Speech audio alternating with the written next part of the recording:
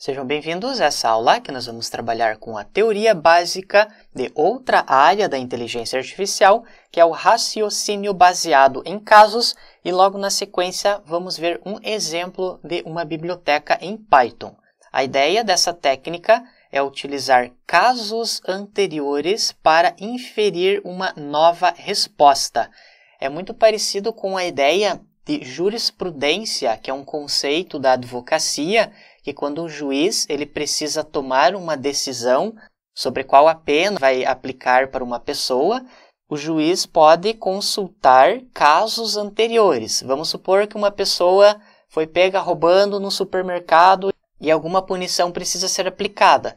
O juiz pode recorrer aos casos anteriores de pessoas que roubaram em um supermercado. Vamos supor que são retornados 5 casos parecidos com esse. O juiz faz a análise manual desses casos, analisando qual foi a pena dada para essa pessoa e, com base nos casos anteriores, consegue definir uma pena para o caso atual. Esse talvez seja o exemplo mais fácil para você entender essa ideia de raciocínio baseado em casos. E existem basicamente 4 processos para você trabalhar com essa técnica. Você recuperar um caso, quando o caso já está armazenado na base de dados e você quer recuperar ele, você vai fazer uma busca. Você pode reusar esse caso. Por exemplo, vamos supor que a pena para uma pessoa foi de 2 meses de prisão. Então, você reusa essa mesma pena para o caso atual. Você pode fazer a revisão do caso. Por exemplo, nos casos anteriores, a pena foi de 2 meses. Porém, você vai fazer uma revisão e vai definir a pena somente para 1 mês de prisão. E você também pode reter o novo caso na base de dados. Quando você tem esse novo caso, que o juiz definiu a pena para 1 mês, você retém ele na base de dados. Quando existir algum outro caso parecido, você vai ter esse caso de 1 mês e também aqueles casos com 2 meses de prisão. Então, basicamente, essa que é a ideia de raciocínio baseado em casos. Em outras palavras, você vai armazenar em uma base de dados os dados sobre um determinado problema e quando você precisar buscar dados similares, você usa algumas técnicas de recuperação de informação que, de certa forma, utiliza algoritmos de similaridade. E o algoritmo mais clássico que pode ser utilizado é o algoritmo KNN, os vizinhos mais próximos. Então, você tem um novo caso, você calcula a similaridade dos casos que já estão na base de dados e você traz esse novo caso para análise. Vamos agora analisar essa figura que mostra todo o processo. Nós temos um determinado problema, poderia ser esse caso da jurisprudência da área jurídica. Temos um novo caso. Você vai recuperar os casos já existentes na base de dados. Veja que aqui nós temos os casos recuperados, podem ser vários. Fazemos a comparação com esse novo caso. Podemos reusar os casos anteriores e solucionamos esse novo caso. Revisamos esse novo caso, que é aquela ideia que a pena era de 2 meses e o juiz mudou para a pena de 1 mês só. Revisa o novo caso e vai armazenar esse novo caso na base de dados. E aqui você tem o caso anterior e também o domain knowledge, aqui que você tem o armazenamento de todos os dados. E esse armazenamento é uma base de dados simples. Não é necessário uma estrutura diferente para você armazenar, você pode colocar no formato linhas e colunas, assim como você já conhece em bases de dados. E assim como sistemas especialistas, essa técnica pode ajudar no suporte à decisão, pois conforme você pode ver nessa parte da imagem, você usa os casos anteriores para ajudarem você a decidir qual será a pena para o caso novo. Agora vamos ver uma implementação no Python. Uma das únicas bibliotecas existentes no Python é o PyCBR. CBR significa Case Based Reasoning, ou traduzindo, raciocínio baseado em casos, e também não existe muita documentação sobre essa biblioteca, conforme você pode observar aqui. Nós vamos agora abrir o PyCharm. E eu já tenho um projeto pronto que eu, inclusive, extraí lá daquele site que tem 2 arquivos de demonstração, como que você pode trabalhar com essa área. Você pode criar um novo projeto no PyCharm e você pode clicar em Terminal e fazer a instalação dessa biblioteca. pip install pycbr. No meu caso, ele já está instalada a biblioteca. Se você não tiver o PyCBR instalado, ele vai fazer o download e a configuração.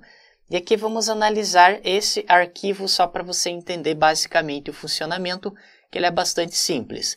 Fazemos a importação para o PyCBR, para o Pandas, para nós carregarmos uma base de dados. Vamos fazer uma importação para os datasets do sklearn e também temos essa importação do temp-file, que é para nós criarmos um arquivo CSV temporário. Essa parte do carregamento da base de dados é para nós armazenarmos os dados dessa base de dados Iris. Caso você não lembre, essa base de dados é para classificar as plantas, que nós temos o tamanho da pétala e o tamanho da sépala e 3 classes. Se a planta é Iris versicolor, Iris virginica ou Iris setosa. Aqui nós estamos carregando essa base de dados diretamente do sklearn, o load iris. Criamos um novo data frame. Aqui puxamos o iris.data, que nós temos as características.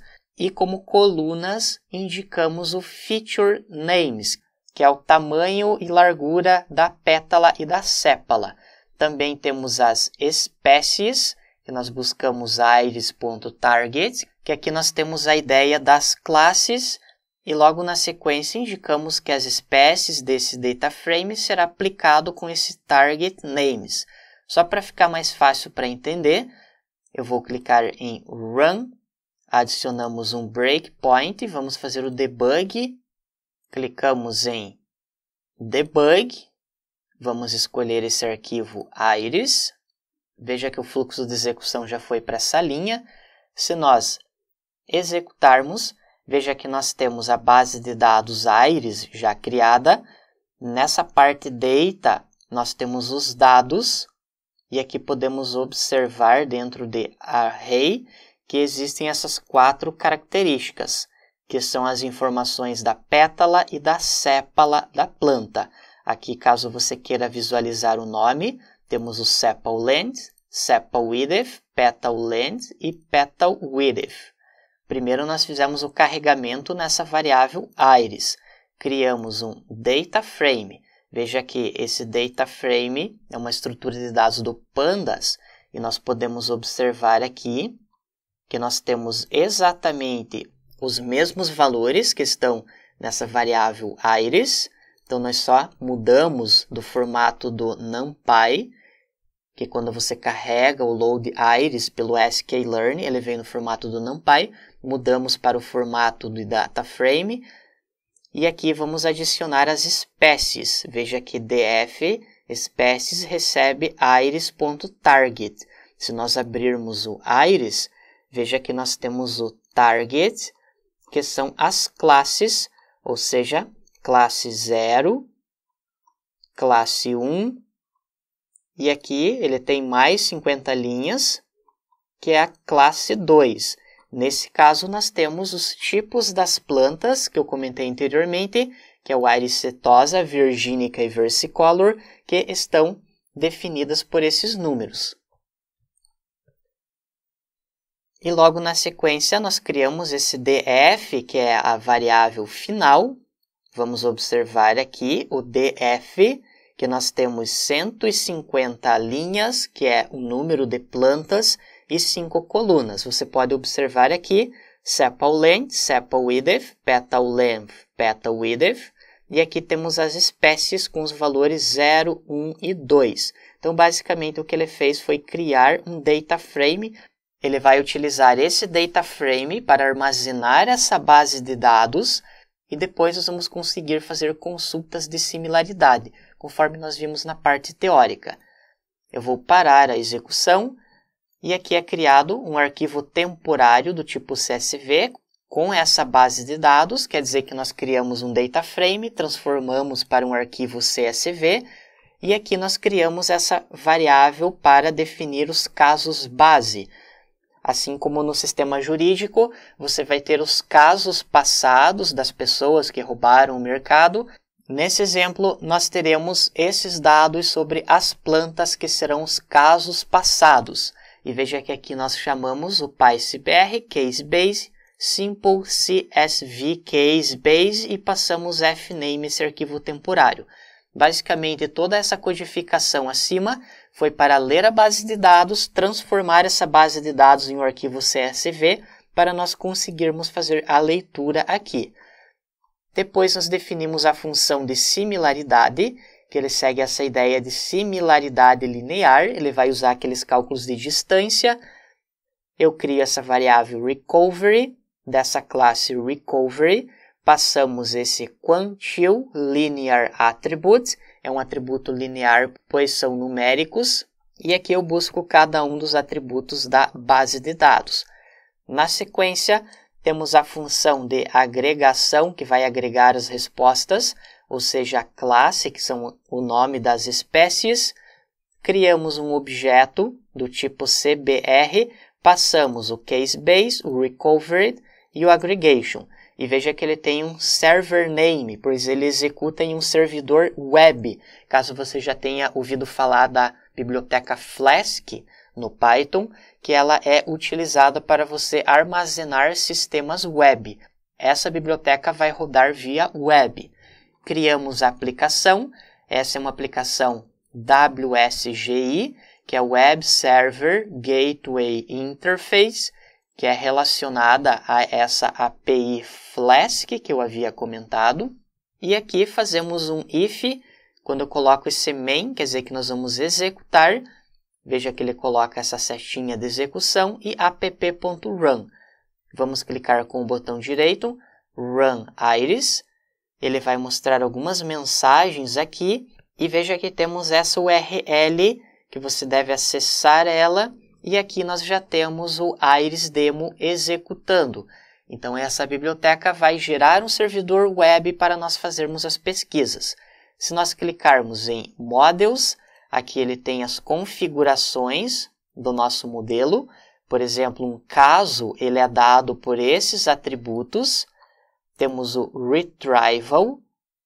E veja que ele usa esse valor de K, que é o número de vizinhos, quer dizer que ele vai usar aquele algoritmo de vizinhos mais próximos para recuperar os casos mais parecidos. Para nós fazermos um teste, clicamos em API e veja que aqui existem algumas funções que você pode executar, como por exemplo, verificar o status, checar os casos, se você tiver um novo caso para adicionar, nesse caso você passaria as características da planta. Podemos apagar um caso e vamos testar essa funcionalidade que é o Retrieve, conforme nós vimos aqui na aula teórica. Quando você tem um novo caso, você vai fazer a busca dos casos mais similares. Então vamos clicar, ele vai abrir o modelo de como que você deve passar os dados, ou seja, você deve indicar a sépala e a pétala. Então, vamos supor que você tem um caso jurídico, você ia colocar os dados da pessoa ou colocaria qual a punição que foi dada e assim por diante. Vamos clicar nesse botão para nós fazermos um teste e agora você vai colocar os valores do seu caso atual. Vamos supor que eu tenho uma nova espécie de planta, que é o sepal length, eu vou indicar que tem o valor 1, o sepal width também vai ter um valor 1, eu vou colocar valores bem baixos. O petal length, vamos supor que é o 0,5. E o petal width, colocamos também o valor igual a 1. O K é igual a 5, quantos vizinhos mais próximos que você quer buscar. Por exemplo, se nós quisermos somente os 3 vizinhos mais próximos. E é importante enfatizar novamente que esse é o novo caso, como se fosse um novo processo jurídico. E agora eu vou fazer uma pesquisa na base de dados para extrair os casos mais similares. Clicando em executar, veja que aqui ele trouxe os casos com os valores mais similares. Em primeiro lugar, em segundo lugar e em terceiro lugar.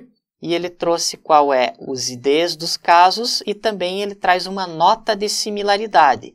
O primeiro, 94%, 86% e 86%. Quanto maior esse valor, mais similar o caso é. Podemos tentar colocar valores maiores, por exemplo, 6, 6, 6,5 e 6. Clicamos em Execute novamente. Veja que ele vai trazer os novos casos.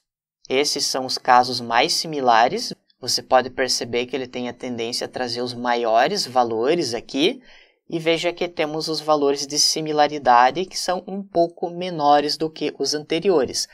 Esse processo que fizemos agora simula aquela ideia do juiz, que ele recebe um caso jurídico que vai ter várias características, como por exemplo, vão ter vários textos descrevendo o que exatamente aconteceu no mercado e você pode usar algoritmos de similaridade com strings, você pode verificar o quanto um texto é parecido com o outro e ele vai trazer os casos mais parecidos. Assim, o juiz escolhe somente esses casos, faz a leitura somente desses casos ao invés de procurar na base de dados inteira. Com isso, fechamos essa aula, que você aprendeu o básico sobre o raciocínio baseado em casos. Obrigado e até a próxima aula!